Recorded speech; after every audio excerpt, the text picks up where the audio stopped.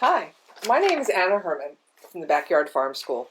I've been working with the Philadelphia Department of Parks and Recreation on the Farm Philly team on some lessons and this story. So I'm going to get started. You may have heard people talk about climate change or global warming and may have wondered what that is and what does it have to do with me, my family, my neighborhood, and my city. So let's learn a little bit about how people are connected to each other, to plants, to animals, and to gardens, to parks and rivers, and to the sun. What does all this have to do with climate change or a healthy world? Well, let's find out. There are many, many curious, inventive, and smart humans, just like you, who have been working on how to keep our planet healthy, and together we will use our creativity, curiosity, and inventiveness, and individual superpowers to protect and care for this world we share. With learning and action, we can do our part to be climate heroes. Once upon a time, and in fact still today, there is a planet circling around a huge star that we call the Sun. This planet orbits around the Sun along with 7 or 8 other planets in a group that we call a solar system. When looked at from very far away, this planet looks blue because there are so many oceans and seas on the surface of this globe. Some call this planet a big blue marble. Others call this planet Earth. This planet has many special features not found on any other planet. There are gases called air, there is a liquid called water, and there are millions of plants, animals, insects, and people all living in different communities around the world. And every place on Earth has a climate. The climate of both the Arctic North, also called the North Pole, where polar bears live, and Antarctica, the South Pole, where penguins live, is almost always very cold. Snow covers the ground year-round, and ice covers the Arctic and Antarctic oceans. Along the middle of the planet, an area called the equator, the climate is warm even in the winter. In this climate, there are tropical rainforests. This is where people harvest cocoa beans, the main ingredient of chocolate, and where bananas and pineapples grow. Humans live all over this planet. Some live in big cities like Mexico, or Philadelphia, or Beijing, while many others live in places with more fields and forests than people. Still others live high on mountaintops and others alongside the sea. Each place on Earth has its own climate, which is what people expect the weather to be like in general in this place. What is the climate of Philadelphia?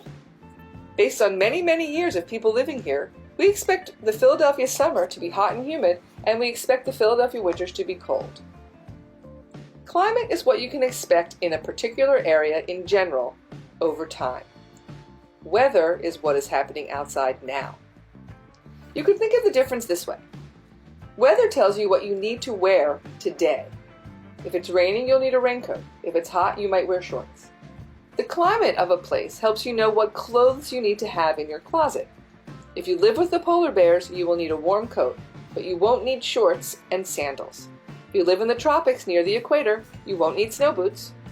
If you live in a place like Philadelphia, you will need shorts for the summer and snow boots for the winter, and a variety of clothes for spring and fall, because our climate has 4 seasons. No matter what the climate is where people live, they rely on the sun to provide energy to grow plants, keep us warm, and help provide the air we breathe. Sunlight energy is used by the leaves of plants and trees to help them grow. Leaves have special chemicals that turn sunlight energy into food. This allows the plant to grow bigger and stronger. This energy is then stored in the leaf and is used to nourish all the many things that eat plants. All the tasty and nutritious foods eaten by animals, birds, insects, and people started with the sun giving energy to plants. These plants then become an energy source, food, for everything that eats that plant or eats something that ate that plant. The sunlight makes the grass full of energy for a bunny who eats the grass. The bunny might make a filling meal for a hawk or fox who is trying to grow and feed its babies. Plants are energy producers, and animals are energy consumers. Animals cannot produce their own energy from sunlight. They need plants to do this. Cows eat grass. We milk cows. We make ice cream from the cream in that milk. So ice cream exists because of the energy produced by the sun. The sunlight helps a little acorn turn into a giant oak tree with thousands of leaves and acorns. A squirrel will eat some of the acorns and grow bigger. Many insects will eat the leaves of the oak tree. and then many birds can eat some of these insects and feed them to their babies, who will grow up to need more insects and leaves and trees. A monarch caterpillar eats the leaves of the milkweed plant and grows into a colorful monarch butterfly, who can fly all the way from Philadelphia to Mexico, on plant energy. So the sun has helped make all the food for everything that is alive on planet Earth. Think about what you eat and how it is connected back to the sun. The sun helps keep us warm. Planet Earth has an atmosphere of gases that gently wrap around the globe. Some of these gases are the air that we breathe in and out all day and night for as long as we are alive. Trees and plants breathe in the gases that we breathe out. All day we take turns, with humans and animals breathing in oxygen from the air and breathing out carbon dioxide for the plants to breathe in, and the plants breathe out oxygen for all the animals and humans. So without the sun and the plants, we wouldn't have air to breathe. We call the gases around the Earth greenhouse gases, because they are like a greenhouse. What is a greenhouse? These are clear houses, often made of glass or plastic, that capture and can hold the sun's warmth, and are sometimes also heated with gas or electricity, and are used to grow plants, even when it is really cold outside in the winter. The gases around the Earth act like a greenhouse for our whole planet, and keep some of the warm energy of the sun inside to keep us warm. Some greenhouse gases are essential to life on Earth. Too many gases are causing big problems. When a tree breathes in carbon dioxide from the air through its leaves, some of the carbon from the carbon dioxide goes into the tree and becomes part of the tree's leaves, branches, bark, or roots.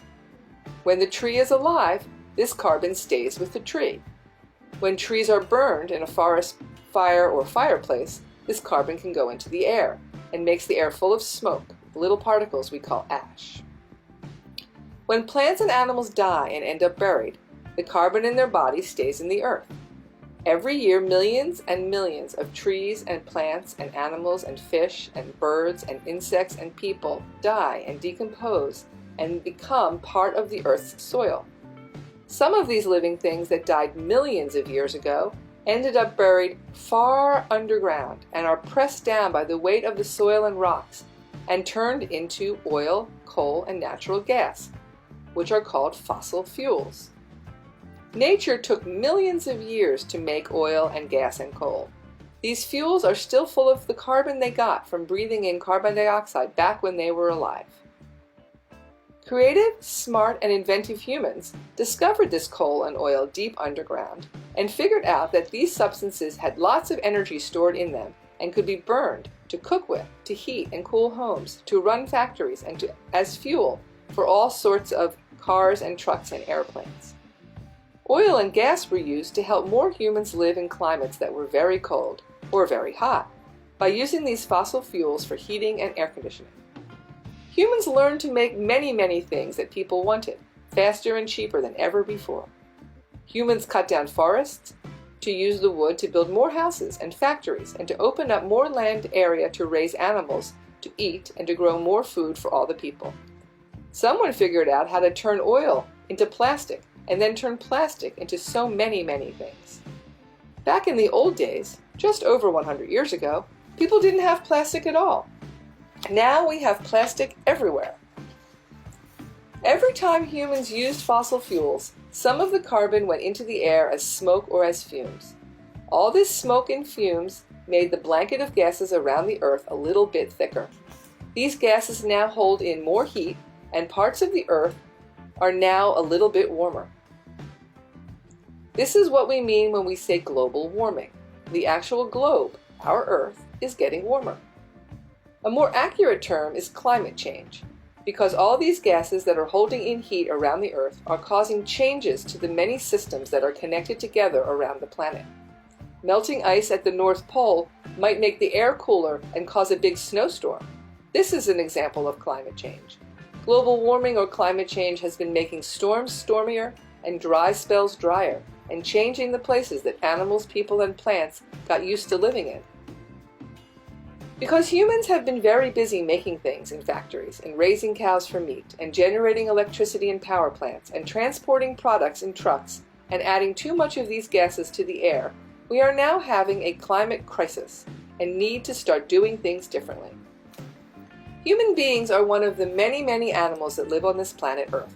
Humans are curious and inventive and creative and smart and have been figuring out new and inventive ways to live on this Earth for over 200,000 years.